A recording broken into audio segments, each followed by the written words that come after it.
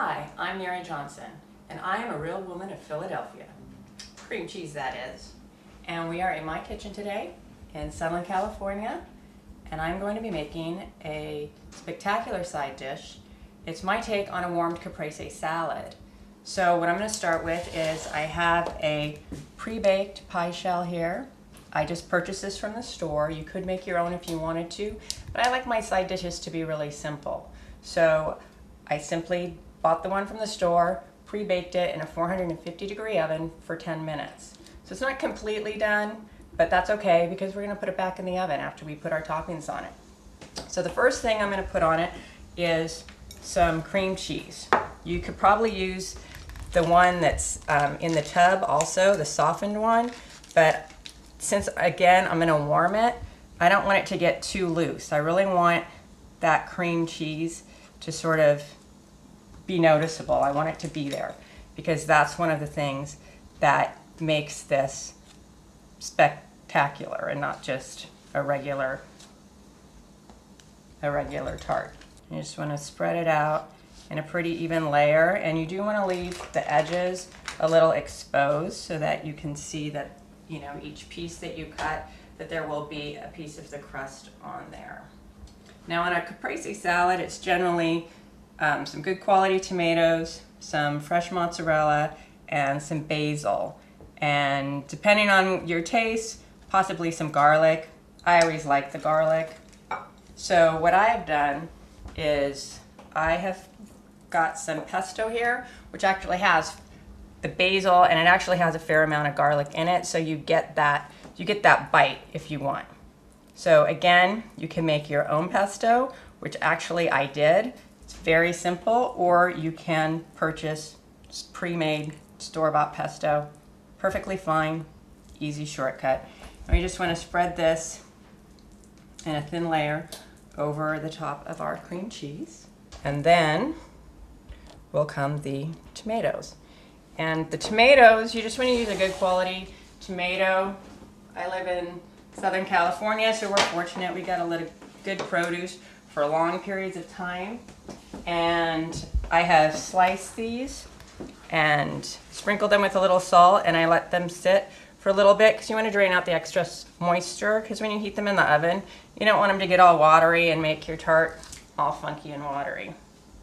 So I'm just going to blot them dry. Yeah, got that. And then we're just going to simply lay them on top of our pesto cream cheese base. And I am using Campari tomatoes, which are a smaller and sweeter variety.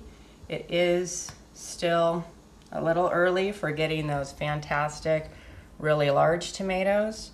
And these tend to be sweet no matter what time of year you buy them. When tomatoes are really in season, this is also great to do with like heirloom tomatoes, yellow tomatoes, the purple tomatoes, a mixture, because it's just so beautiful and so, you know, really colorful, and it'll make a really nice dish. Okay, so now I've got some fresh mozzarella here, which I have just sliced up randomly in these small pieces, and I'm going to just lay that across the top. You don't want to cover it, you just want it so that, you know, you get a little bites of the extra cheese, but you do definitely want to be able to see all of the various layers. You want to be able to see the cream cheese peeking out, you want to be able to see the beautiful green, and you want to be able to see the red tomatoes. Okay, so now all we're going to do is we're going to put it back in the oven. It's still heated to 450 degrees. We're just going to throw it in the oven until it warms and the cheese on the top melts. So it'll probably be about 5 to 7 minutes.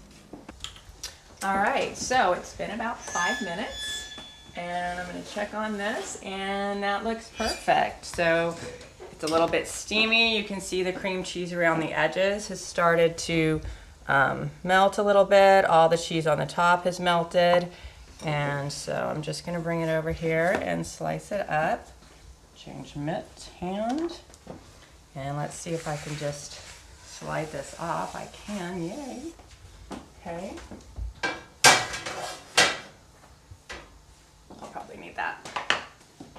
So just to finish it off, make it look real pretty, you wanna garnish it with a little bit of fresh basil. So again, I'm fortunate, I live in California. Basil is here all the time, year round. It's really easy to grow.